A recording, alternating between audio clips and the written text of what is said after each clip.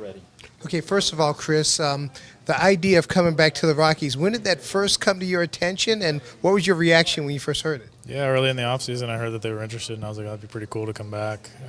You never really think it's a possibility. You move on from a team, or they move on from you, however you look at it, and never think it's a possibility. I enjoyed my time here the first time around, and it was pretty cool that that chance was on the table. And then as the offseason kind of formed and really became more of a reality, I was starting to get pretty excited about it. How different is it being here? I mean, is there anybody here that was here the last time you were? I think Charlie Brackman was up my last year for like maybe a month, and then I think he broke his ankle.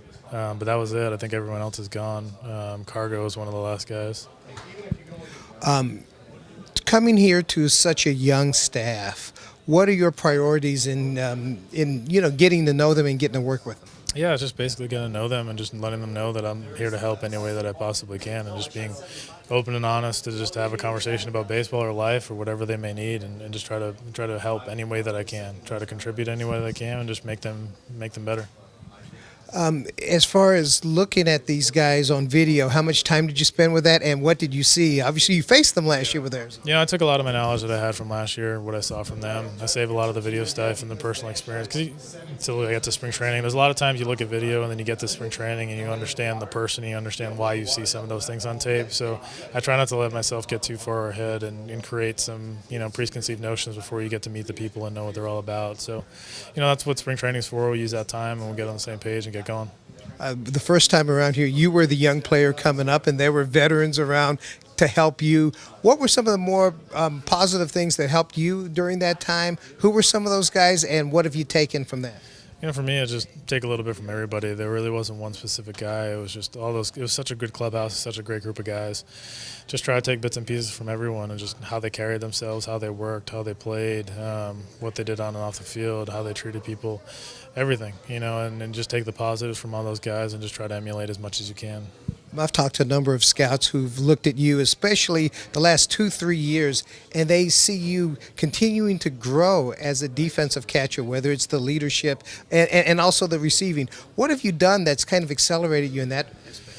It was one of those things that it was really tough for me early on, not because, first of all, that stat wasn't really quantified when I first came up, and second of all, I got such good reviews from umpires. Like all the umpires love working with me. They all said they got a good look at pitches, and I thought I was doing a good thing. So when they started quantifying and you start seeing some of the stats and you see there's rooms for you to improve in some areas, it's like, okay, let's get in the video room, let's find some guys that get really high scores in the receiving, see what they're doing, try to emulate some of those things, try to see what works for my body type and my skill set, and emulate some of those guys, some of their movements, and take little tidbits and just try to keep getting better. And then constantly looking at how you grade out after every game and see where you can get better, see what pitches you miss, see if it's a stat that's not perfected yet.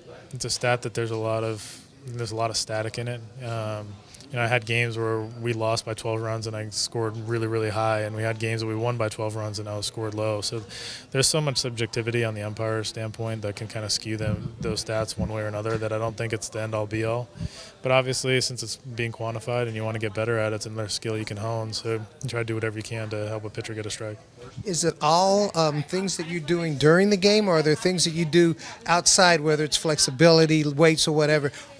How do you do it? More technique. It's more technique. It's more positioning. It's a lot of it is contingent, I think, on how close you are to the hitter. The gravity's pulling that ball down. If you're closer, it gives it doesn't drop another inch or so. And when you're working on the margins, half inch is a big thing. So you just try to keep adjusting your stance. You try to put yourself in a good position to receive a baseball.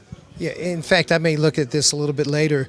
Getting closer to the hitter, it seems like it puts you in harm's way for a lot of other different things. So is there a balance there with that? Yeah, definitely. You're definitely going to hit with backswings. I mean, it's happened to me a bunch. If you watch a lot of backswings, you watch catchers will constantly get hit in the side of the head, on top of the head, hands, elbows, shoulders.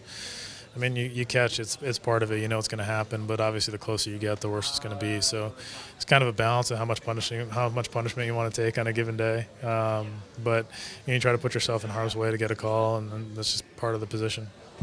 As far as you're concerned, you've also branched beyond baseball. I understand you're into the wine business. Can you explain that a little bit? Yeah, just when I was in 2012, when I was with Vernon Wells, we And we started a little online business with our winemaker. We created a label and didn't really have a brick and mortar site. We were just working out of his winery and created a label, and it kind of took off. We got really high ratings our first time out, and then last year Robert Parker gave our cab 95 rating, which is phenomenal, especially being so young, especially without any brand recognition. So we're ecstatic about that, and we just keep the hope to build off that.